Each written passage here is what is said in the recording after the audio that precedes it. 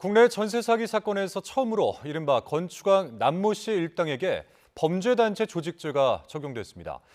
최근 알려졌던 경기도 구리와 화성 동탄 등 전세 사기 사건에도 같은 혐의가 적용될지 관심이 모아지고 있습니다. 김다현 기자입니다.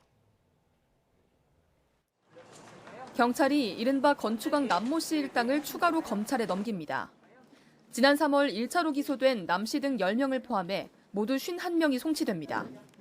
이들은 재작년 3월부터 지난해 7월까지 인천 미추홀구 일대에서 아파트와 빌라 등 533채의 전세 보증금 430억 원을 세입자들로부터 가로챈 혐의를 받습니다.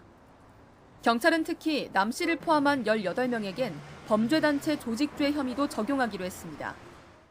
사형이나 무기징역, 4년 이상의 징역형에 해당하는 범죄를 저지르려고 단체나 집단을 조직하거나 가입해 구성원으로 활동한 경우 적용할 수 있는데 경찰은 바지 임대인과 중개보조원 등은 남 씨와 함께 범행 과정에 긴밀히 가담했다고 판단해 범죄 집단으로 봤습니다.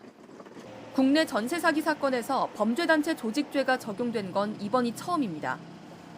사기죄의 법정형은 징역 10년 이하이지만 2건 이상의 사기를 저질렀다면 법정 최고형의 최대 2분의 1까지 형을 더하는 게 가능합니다. 주범으로 꼽히는 남 씨의 경우 재판에서 최대 징역 15년까지 선고받을 수 있습니다. 그런데 만약 범죄단체 조직죄가 유죄로 인정되면 남 씨뿐만 아니라 나머지 공범 17명도 주범에 준해서 처벌 수위가 올라갑니다.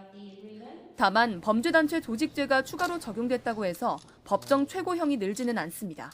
단순한 종범의 지위에 있었다고 하면 이 범죄단체 조직죄로 인해서 주범으로 그 지위가 좀 올라가게 되고 그렇게 되면 주범의 형량과 같은 그 형으로 처벌될 수가 있어서 앞서 지난달 우종수 경찰청 국가수사본부장은 조직적 전세 사기가 의심되는 사례에 대해 범죄단체 조직죄를 적극 적용하겠다고 공언했습니다.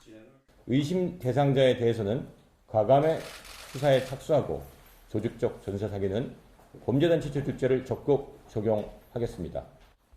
따라서 건축왕 사례를 계기로 경기도 구리와 화성 동탄 등에서 발생한 다른 전세 사기 사건에 대해서도 같은 혐의가 적용될지 관심이 쏠립니다.